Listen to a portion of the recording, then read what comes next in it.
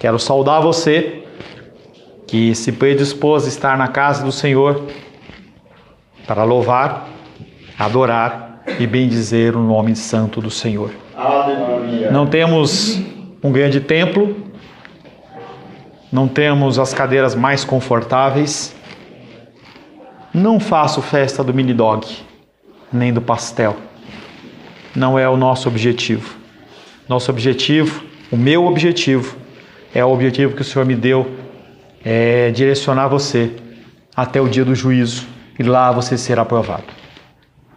Talvez eu fale coisas que não te agradam, talvez eu traga algum ensinamento que contradiga algo que está no seu coração, que você aprendeu, mas o meu objetivo é realmente guiar você, para que um dia você esteja na presença do Senhor e Ele não olhe para você e fale, não te conheço.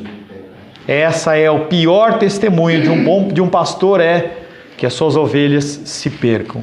Talvez por isso nós não somos ainda uma grande congregação. Não me preocupo com isso. Na verdade me preocupo, mas o Senhor, Ele me acalma. Ontem nós pudemos estar lá em Engenho das Lajes, participando da inauguração da igreja do irmão Paulo. Ore por ele. Ele vai ter muitas dificuldades. É um começo em que ele está praticamente sozinho. Ele está ainda no início de caminhada e ele abraçou uma tarefa extremamente dura e nós precisamos orar por ele.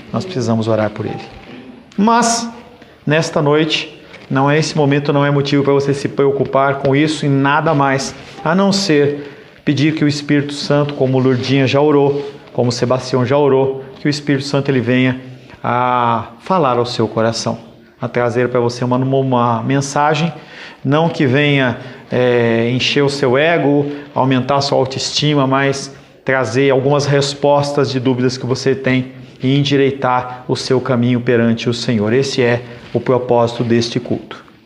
Em nosso último encontro, nós estivemos meditando sobre o tema confiança e gratidão ao Senhor. Começo cantando aquela musiquinha do Danoninho, muito conhecida entre as pessoas. Me dá, Danoninho. Danoninho dá. Nossas conversas, nossos relacionamentos, nossas orações, elas têm sido pautadas no que nós podemos receber. Toda a nossa vida é o que eu ganho em troca. O que eu ganho em troca? Seres humanos em geral veem todas as situações dentro da visão do que podem extrair para si próprios. Casamento é assim, uma ida na igreja é assim, um trabalho é assim, relacionamentos entre amigos é assim. Graças a Deus que em sua infinita sabedoria Ele nos deu apenas um umbigo. Senão, além de nós sermos extremamente egoístas, nós também teríamos problema de coluna, porque nós iríamos com grande frequência estar olhando para baixo. E o que acontece quando nós conseguimos o que queremos? Porque muitas coisas nos têm sido dadas e concedidas. Quando nós recebemos o que nós pedimos, o que nós fazemos com isso? O primeiro versículo, o versículo que ficou da semana passada, na verdade são dois. O primeiro é Salmo 131:1, que diz: Senhor, não é soberbo o meu coração, nem altivo o meu olhar. Não ando à procura de grandes coisas, nem de coisas maravilhosas demais para mim. Davi se apresenta perante Deus em uma situação diferente do que nós estamos falando, ou pelo menos como algo que ele buscava intensamente. Buscava que o coração dele não fosse soberbo. Ele se apresenta como alguém satisfeito em Deus e que está contente em viver com o que lhe é concedido. Algo que Davi fazia, mas poxa, Davi era rei. Davi, ele tinha uma série de bens à sua disposição, mas ele não condiciona a sua felicidade e a sua alegria em relação a isso. Ele reconhece que tudo veio de Deus e que ele precisa apenas de Deus. Independente do seu grau de estabilidade financeira ou a sua condição nas suas finanças, você tem que entender que tudo depende do Senhor. Independente da pessoa que tem R$1 milhão na conta para a pessoa que tem R$100 na conta, a satisfação dela tem que ser no Senhor. A recomendação que Davi dá para o seu povo Ele dá para mim, dá para você, e Ele fala com o seu próprio coração, espera, ó Israel, no Senhor, desde agora e para sempre. E nós trabalhamos exaustivamente na semana passada, falando sobre esse sentido de gratidão que nós temos que ter. E se nos falta algo, nós temos que esperar no Senhor. Quanto tempo? Um dia? Uma semana? Um mês? 10 anos? O versículo fala agora e para sempre. Pode ser que você nunca receba, pode ser que você receba.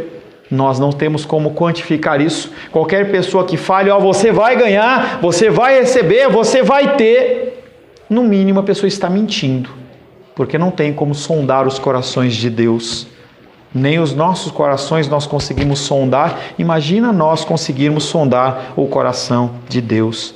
Todos os homens e mulheres da Bíblia esperaram confiantemente no Senhor. E eu desafio você essa semana folhear a Bíblia e procurar nomes como Abraão, José, Raabe, Esther, Davi, Jesus. Todos eles esperaram no Senhor, Deus, o cumprimento das suas promessas. E nós somos comissionados a fazer exatamente o mesmo. Um dos sinais do cristianismo é a fé. Uma fé que sem ela é impossível agradar a Deus. Não é uma fé comum, não é uma fé natural, não é uma fé que você compra, mas é uma fé sobrenatural, nos concedida, nos cedida graciosamente pelo nosso Deus. Para quê? Para que nós sejamos capacitados a caminhar. E essa foi a palavra da semana passada. O tema de hoje: crer em Cristo e ver a glória de Deus. Todos querem ver a glória de Deus. Todos querem ser abençoados por Deus. Tem alguém que não quer ser abençoado por Deus? Todos querem. Todos nós queremos. Mas para que isso ocorra, há requisitos. Nós temos que ter fé.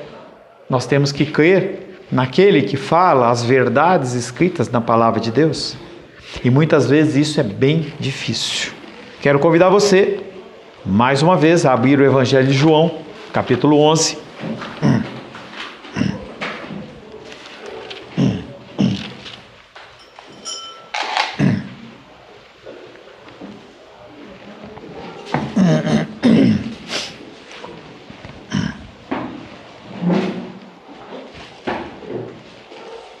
Evangelho de João, capítulo 11, verso 39 em diante. Evangelho de João, capítulo 11, versos 39 em diante. Assim diz a palavra de Deus. Então ordenou Jesus: tirai a pedra. Disse-lhe Marta, irmã do morto: Senhor, já cheira mal, porque já é de 4 dias. Respondeu-lhe Jesus: não te disse eu que se creres, verás a glória de Deus? Tiraram então a pedra, e Jesus, levantando os olhos para o céu, disse: Pai, graças te dou, porque me ouviste. Aliás, eu sabia que sempre me ouves, mas assim falei por causa da multidão presente, para que creiam que tu me enviaste.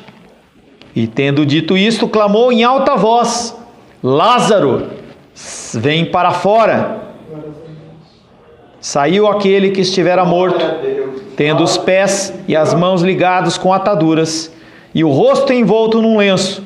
Então lhes ordenou Jesus: desatai-o e deixai-o ir. Palavra do Senhor. Amém? Senhor, louvamos ao Senhor mais uma vez pela leitura desse texto sagrado. Esse texto que nos alimenta, esse texto que nos dá esperança, esse texto que nos corrige e nos ensina como caminhar. Mais uma vez colocamos a nossa vida nas tuas mãos, pedindo ao Senhor, Pai, que mais do que uma reunião social, nós possamos ouvir a tua voz.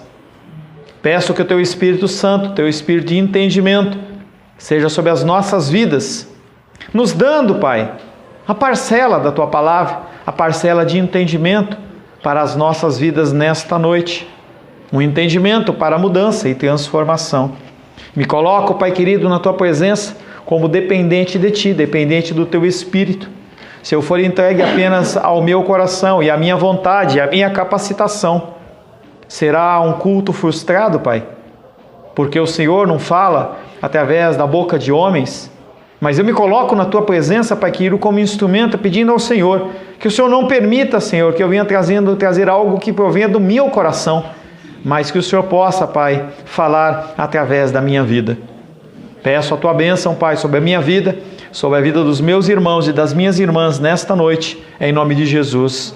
Amém. Aleluia. Crer em Cristo e ver a glória de Deus. Essa construção do título é uma construção que eu fiz gramaticalmente, exatamente para você entender que esse "e" que está entre crer em Cristo e o ver ao Senhor e ver a glória de Deus, esse "e" é uma conjunção adicional que diz uma coisa mais a outra. Não é uma coisa ou a outra. Você não pode só crer em Cristo e você não vai ver a glória, e você fala assim, eu quero ver a glória e não crer em Cristo. Uma coisa ela é atrelada à outra. Muitos ensinamentos são feitos desta maneira.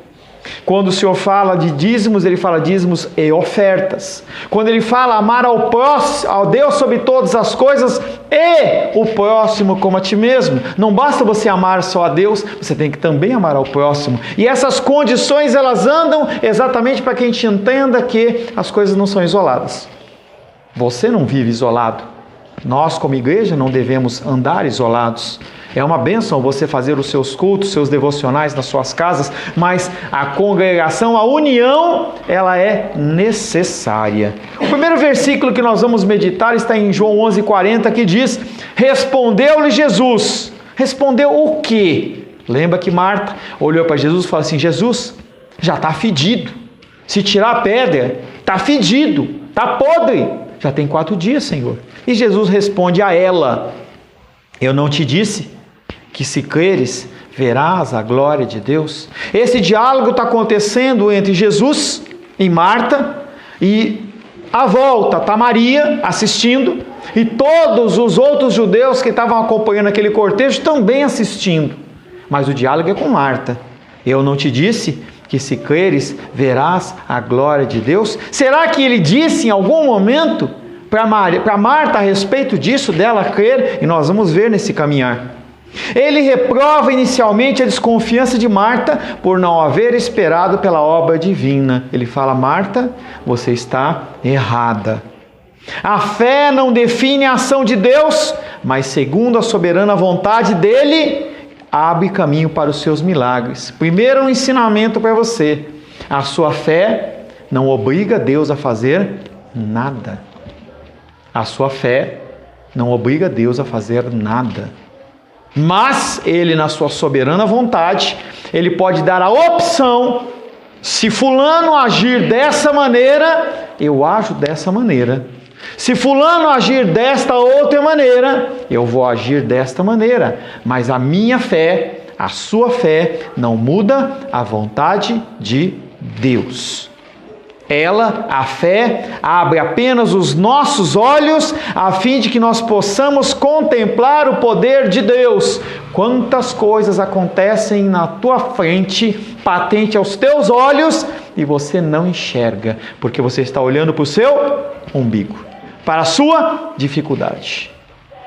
Salmos 81:10, Deus falando, eu sou o Senhor Deus que tirei da terra do Egito. Mas pastor, está falando do povo de Israel. Entenda esse Egito como as suas trevas espirituais antes de você conhecer Jesus. E aí ele fala, abre bem a boca que eu vou encher. Deus está falando sobre abundância. Ele está falando sobre confiança. Confie em mim que eu cuido de você.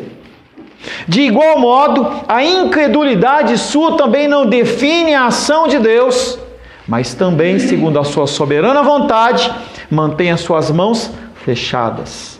Da mesma maneira que a tua fé não molda o que Deus faz, a tua incredulidade também não molda o que Deus faz, porque Deus é acima disso. E novamente ele coloca uma situação. Se você agir dessa maneira em obediência, eu vou fazer isso. Se você for desobediente, a condição é essa. Quando você lê as Escrituras dentro dessa ótica, você muda o seu entendimento.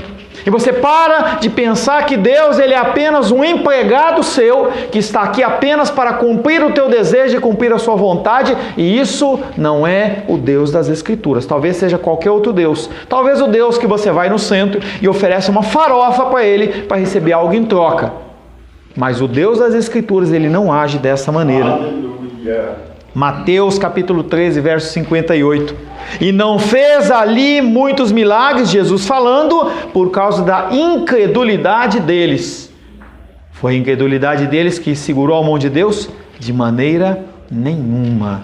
Nenhum ser humano tem poder de bloquear ou de fazer acontecer uma ação de Deus, se ele não assim o desejar. O medo do cheiro da decomposição que Marta tinha mostra que o corpo não foi embalsamado. Aquele corpo, dentro da condição judaica, eles colocavam ervas aromáticas.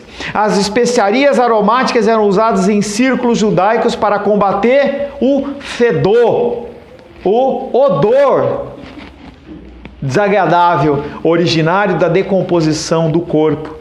Não para embalsamar cadáveres, porque quem fazia isso eram os egípcios. Se você lembrar, depois da morte e ressurreição de Cristo, o que Maria Madalena vai fazer?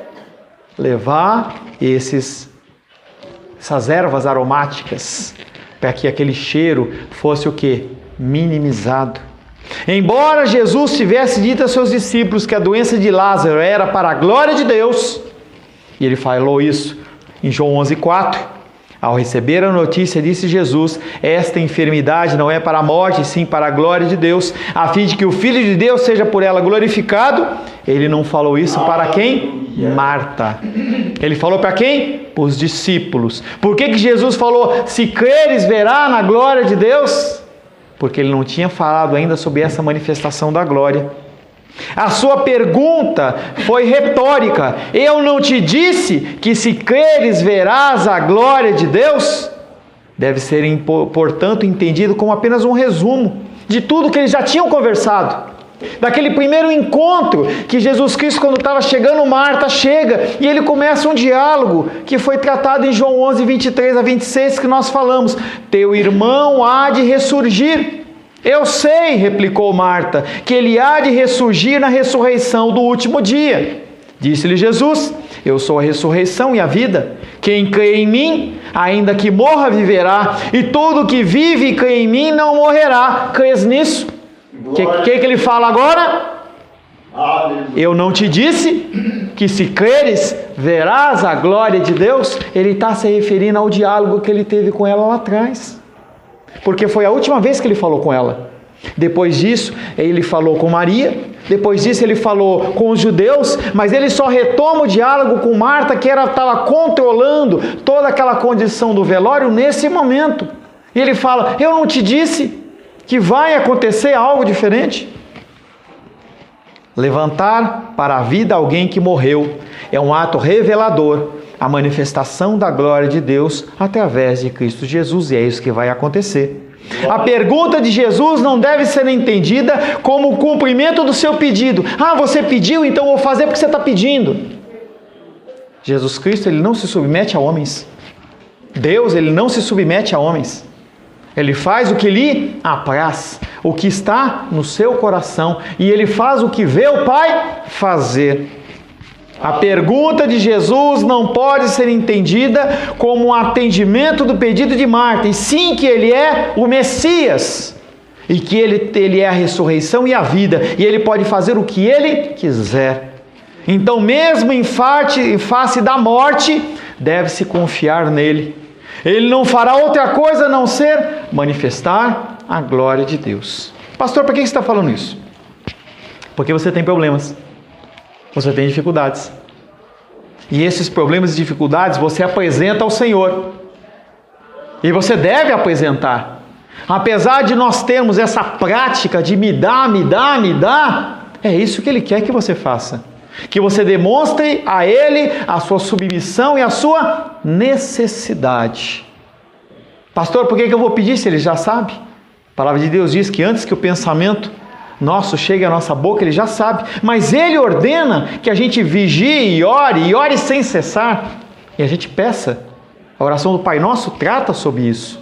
E outros pontos da palavra tratam sobre isso. Os nossos problemas, quando não são resolvidos, nós temos que aguardar no Senhor.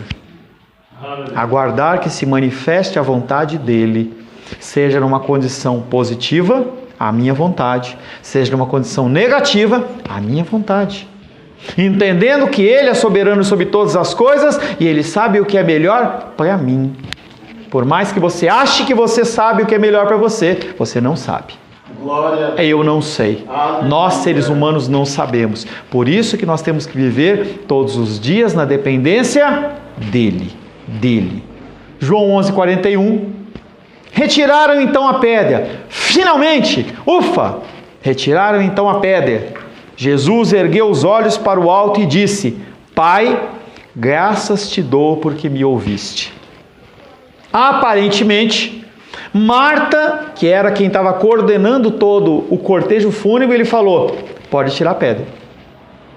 Porque apenas a voz de Jesus não era suficiente. Quem estava ali como autoridade era a figura de Marta. E Marta provavelmente não está explícito, mas está implícito. Ele falou: pode tirar a pedra. A pedra, que era um símbolo de morte definitiva para os homens, não só não deixava entrar a vida, mas também não deixava sair ninguém que estava lá dentro. Com a sua remoção, simbolicamente, desaparece a barreira entre vivos e mortos, e essa pedra da desconfiança que eu e você temos, ela tem que ser removida do nosso coração, para que nós possamos viver o melhor do Senhor. Se você acorda e você não abre a cortina, e se o seu blackout, aquela cobertura atrás for muito boa, você não sabe se está de manhã, se está à noite. Às vezes eu converso com a Edilene, ela pode testemunhar com você que quando ela estava numa época de depressão, não via as luzes do sol. Nem da lua. Essa pedra que foi retirada é uma pedra que você tem da incredulidade. Pedra que tem que ser retirada da sua vida, para que você possa viver o melhor do Senhor. A vida, ela passa a partir do momento em que você remove essa incredulidade. Não porque Deus não tem capacidade de atravessar essa pedra, como Jesus o tinha, mas há necessidade que você entenda o procedimento para que você possa fazer esse processo quantas vezes forem necessárias, em diversas situações da sua vida. O ato de Jesus Cristo erguer os olhos para o alto representa para mim e para você onde se encontra o Pai. E de quem procede o Espírito. E onde procede o próprio Cristo. João 8:23. Vós sois cá de baixo, eu sou lá de cima. Vós sois deste mundo, e deste mundo eu não sou. Jesus, ele está falando com você? Está falando com quem? Com ímpios. Vós sois cá de baixo. Não vocês. Vocês não são daqui de baixo. Vocês são do Senhor. Amém? Vós sois cá de baixo. Ele está falando com os ímpios. Eu sou lá de cima. Vós sois deste mundo, e eu deste mundo não sou, como você não é desse mundo. Nós caminhamos aqui. Nós estamos aqui passando um tempo aqui. Um aprendizado. Um tempo de aprendizado para nós glorificarmos a Deus, para que nós possamos passar a eternidade ao lado do nosso Salvador. Esse é o intuito. E para o que não conhece a Deus? Glória a Deus. Aleluia.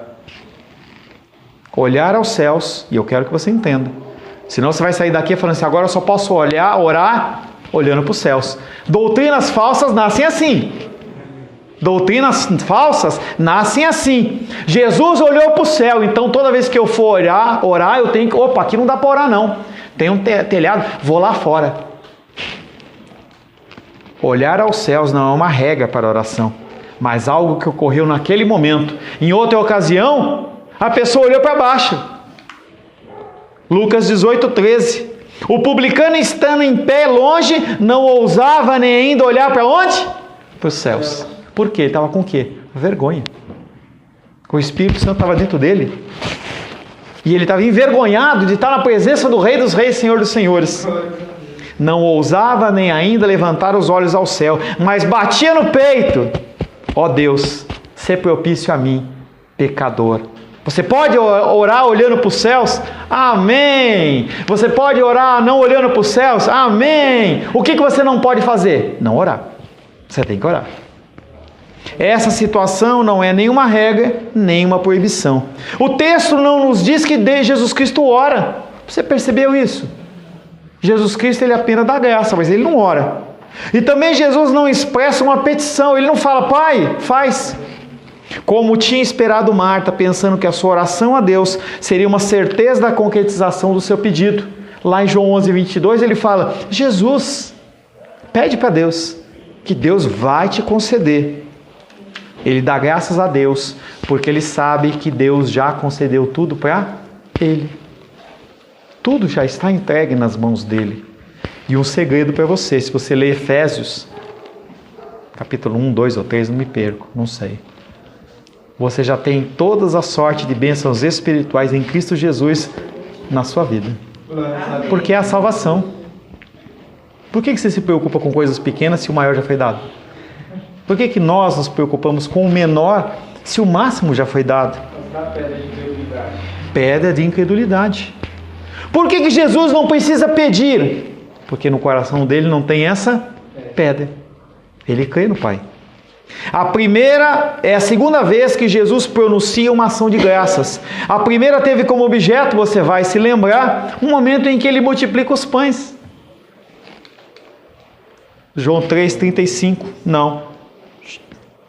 Eu pulei o versículo. João 6,11. Então Jesus tomou os pães e, tendo dado graças, distribuiu-os entre eles, e também igualmente os peixes, quanto queriam. Naquele momento Jesus Cristo olhou para os céus e deu graças. Mas ele não falou: Pai, multiplica. Ele simplesmente agradeceu. Será que nós não temos deixado de receber mais bênçãos espirituais do Senhor porque nós não agradecemos? Será que é loucura? Perante o mundo é loucura. Se você for falar algumas coisas para o mundo, para as pessoas do mundo, as pessoas vão falar assim: pirou. Tem algumas pessoas que ouvem dos seus familiares: foi feita em você uma lavagem cerebral? E você fala: não, mas eu creio.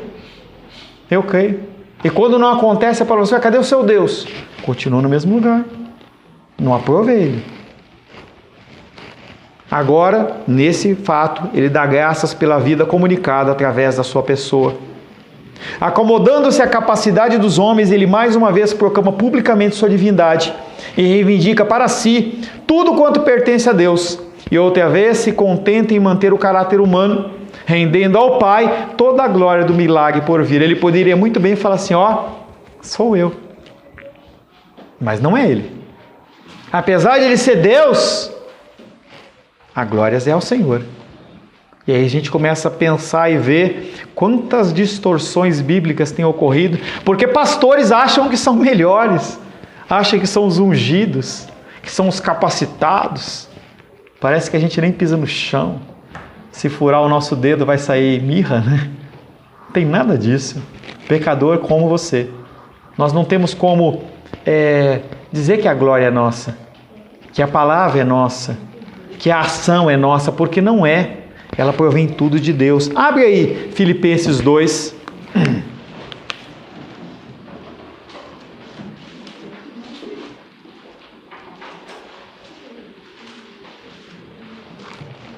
Filipenses 2, versos 5, 6 e 7.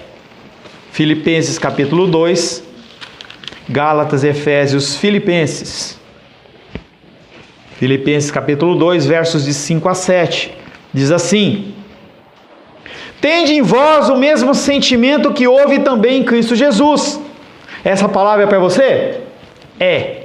Essa palavra é para você. Tende em vós o mesmo sentimento que houve também em Cristo Jesus, pois ele, subsistindo em forma de Deus, ou seja, ele é Deus, não julgou como usurpação o ser igual a Deus. Que loucura é essa, pastor Paulo? Antes a si mesmo se esvaziou, assumindo a forma de servo, tornando-se em semelhança de homens e reconhecido em figura humana. O que Jesus Cristo fez? Vou dar um exemplo humano para que você entenda, mas você não ache que é proporcional. Se você é uma autoridade militar, vamos dizer que você tem uma patente militar, uma patente dentro da polícia, qualquer coisa desse tipo. E você vai num lugar, ou você está passando numa certa situação, que se você puxar a sua carteirinha, o seu crachá, as pessoas elas vão te isentar daquele problema, daquela vergonha, daquela dificuldade. E você não faz, o que você está fazendo? Algo que uma medida bem menor é o que Jesus Cristo fez. Ele tinha a autoridade mas ele não usurpou que ele tivesse. Tanto que ele permitiu que tudo ocorresse sobre a vida dele, porque ele não usurpou ser igual a Deus. Para que você pudesse, nesse dia que se chama hoje, falar, porque ele conseguiu, eu também consigo. Porque ele agiu como homem. Ele agiu como homem. João 11:42. João 11:42. Por certo, eu bem sabia que tu sempre me ouves. Jesus continua o seu diálogo. Mas digo isso por causa da multidão que me rodeia, para que creiam que tu me enviaste. Eu sei que tu sempre me ouves, é uma antecipação, para que ninguém concluísse que ele fazia o milagre que ele quisesse, porque ele estava debaixo da autoridade de Deus. A sua intenção é que há tão profunda harmonia entre ele e o Pai, que ele só executa. Quanto mais você buscar a face do Senhor, quanto mais você buscar o entendimento das coisas que vêm de Deus, as coisas vão fluir de uma forma muito mais fácil na sua vida. Menos vezes você vai se frustrar pelas coisas que deram errado. Jesus tem consciência permanente da sua relação com o Pai. Tê-lo escutado agora não passa de mais um caso em que ele ouve ao Pai. Perdi os versículos. João 10:30. Eu e o Pai somos um. Com essa fórmula que sempre me escutas, Jesus nos mostra o seu interior de contínua ação de graças ao Pai. O agradecimento e expressão do amor é uma faceta da sua relação com Ele e é algo que tem que ser espelho da sua vida. Volto a dizer, como eu tenho feito, quem sabe um dia nós aprendamos. Você no dia que se chama hoje agradeceu pelo seu vestuário, pela alimentação, pela saúde, pelo transporte. Você agradeceu pela salvação? Ou simplesmente passou? Jesus Cristo dá graças porque Ele está mostrando o relacionamento dele com o Pai. Nós temos que desenvolver esta prática nas nossas vidas de gratidão. Uma das piores coisas que tem para nós seres humanos é nós fazermos um favor para alguém e a pessoa não fazer o quê? Obrigado. E nós fazemos isso com frequência. Jesus dá graças por causa dos que o cercam. Destaca assim a importância no que ele vai fazer e quer que saiba a sua origem, que é sempre Deus. A ação realiza-se no meio de um mundo hostil, os judeus. Ele honra o seu Pai e quer atribuir-lhe a glória. A ação de graças responde à acusação que foi sofrida por ele, chamando ele de blasfemo. Tinham-no acusado de se fazer igual a Deus, em João 5,18. De se fazer Deus, em João 10,33. Agora ele quer fazê-los ver que ele e o Pai são um só. Vai ser demonstrada a verdade do argumento dado lá atrás pelo cego, curado. Deixa eu achar esse versículo, não é possível. João 9,31. João 39, achei. Sabemos que Deus não atende a pecadores, mas pelo contrário, se alguém teme a Deus, pratica a sua vontade, a este ele atende. Jesus Cristo está mostrando para aqueles homens que duvidaram lá em João capítulo 9, a respeito da cura daquele homem, que se eles falaram que Deus não atende a pecadores e ele vai ressuscitar o morto, ele está falando que o quê? Ele é de Deus. Ele está ensinando de uma forma diferente. Ele está dando voltas, ele ensina através de parábolas, ele afirma através de expressões diretas, como for necessário. João 11:43. Tendo dito isso, gritou em alta voz: Lázaro, vem para fora. Ele não toca com a mão. Você percebe isso? Ele simplesmente fala. Jesus, ele age de multiformes maneiras. E nós não temos também que ser firmados de uma maneira específica. Se você pode fazer uma visita a alguém, vá. Se você não pode fazer uma visita para uma pessoa, ligue. Se você não pode ligar para a pessoa, ajoelhe, ore. Há uma série de formas. Jesus Cristo, ele não era resignado a uma ação só. Só é curado na igreja, só é curado na rua, só é curado com barro. Não. Olha para o céu, olha para o chão, sentado, deitado. O que você não pode fazer é deixar de orar. Ao não tocar com sua mão, mas apenas clamar com a sua voz, ele está mostrando mais uma vez que ele tem um divino poder sobre a vida dele. Você sabia que esse divino poder está sobre a sua vida?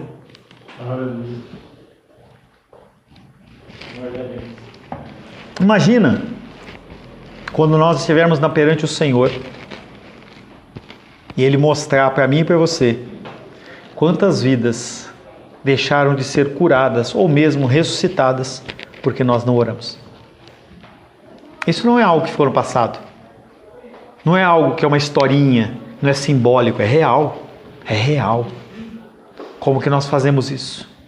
Usando, praticando. Aleluia. Oramos 50, 100 vezes pelo joelho da Naldinha. Vamos orar 101. Vamos orar 200. Vamos orar quanto for necessário. Para que, se for da vontade de Deus, Ele assim conceda. Imagina o privilégio que é você ser usado pelo Senhor num ministério como esse. Nós temos essa autoridade. É uma autoridade que está sobre a igreja. Se você faz parte da igreja, você deve orar pelas pessoas. Se vai curar ou não, é com Ele. Isaías 55, verso 10 e 11. Porque assim como desce a chuva e a neve dos céus, e para lá não torna sem que primeiro reguem a terra e a fecundem, e a façam brotar para dar semente ao semeador e pão ao que come, assim será a palavra que sair da minha boca. Não voltará para mim vazia, mas fará o que me apraz e prosperará naquilo que a designei. Quantas coisas têm deixado de acontecer porque você fecha a sua boca? O sepulcro em que tinham colocado Lázaro é o sepulcro do passado. O crente, eu e você, não somos destinados a ele, porque ainda que nós morramos, nós viveremos. João 11:25. Disse-lhe Jesus: eu sou a ressurreição e a vida. Quem crê em mim, ainda que morra, viverá. Você não é feito para a morte. Você não é feito para a morte. Por isso, com a sua ordem, Jesus mostra Lázaro vivo na sua morte. O seu grito brota da sua ação de graças. Os seus destinatários inclui Lázaro, mas também aqueles que estão à sua volta. O testemunho do Senhor pode e deve ser dado através da sua vida. A alta voz sobre esse segundo grupo tem como objetivo convencê-los de que a morte física não interrompe a vida do discípulo, assim como as suas lutas e dificuldades. As lutas e dificuldades que você passa não são necessariamente um indicador de que você está longe de Deus. Talvez seja um indicador que você está mais perto de Deus do que você imagina. Amém. Porque Ele age através daqueles que o amam. Glória a Deus. E nós temos que aprender a parar de murmurar e buscar o entendimento do Senhor. Pode ser que seja uma consequência do seu erro, mas pode ser a ação de Deus para que o nome dele seja glorificado na sua vida. Amém. Embora João não ter falado, a autoridade de Jesus é tão grande que, se ele não tivesse especificado Lázaro, o que teria acontecido?